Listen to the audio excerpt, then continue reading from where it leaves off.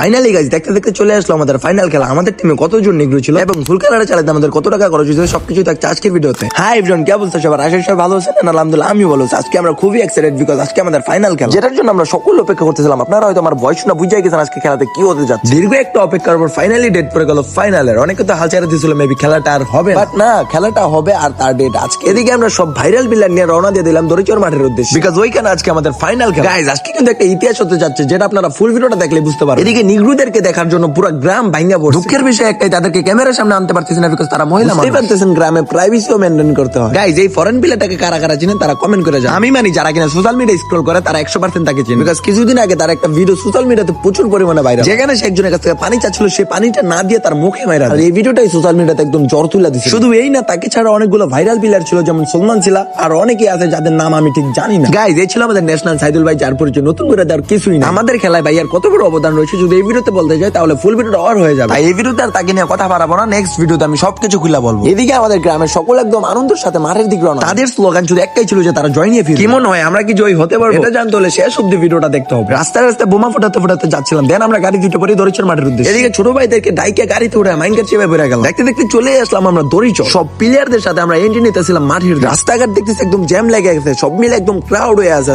আর guys আমার ভয়েসটা একটু ইগনোর করবেন বিকজ আমি খেলাতে চিল্লাতে আমার ভয়েস একদম নষ্ট হয়ে গেছে। গাইজ দেখতে দেখতে চলে আসলাম আমরা মাঠে। এদিকে লোকজন আমাদের টিম এবং প্লেয়ার দেখে বলতেছিল আমরা জিতে গেছি 100%। চলেন জেনে নিই আমাদের টিমে কতজন নেগ্রো ছিল, কত টাকা খরচ হয়েছিল আমাদের ফুল খেলাটা চালাতে। আমাদের টিমে টোটাল 10 জন ফরেন প্লেয়ার ছিল, এর মধ্যে 9 জন নেগ্রো আর একজন মারমা। এন্ড ফুল খেলাটা চালাতে অলমোস্ট 4,70,000 টাকা খরচ হয়েছে। এদিকে আমার এক ছোট কিউট ফ্রেন্ডের সাথে দেখা হয়ে গেছে। ভাই আমি তোমার ফ্রেন্ড গুলার ভাই। আসলে ভাই ও ভাই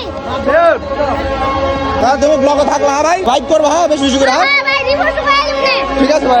আর গাইস এক ভিডিওতে সবকিছু শেয়ার করা সম্ভব না, নেক্সট ভিডিওতে আমি সবকিছু খুলে বলবো একটা গল্পের মাধ্যমে। দেখা হচ্ছে নেক্সট ভিডিওতে।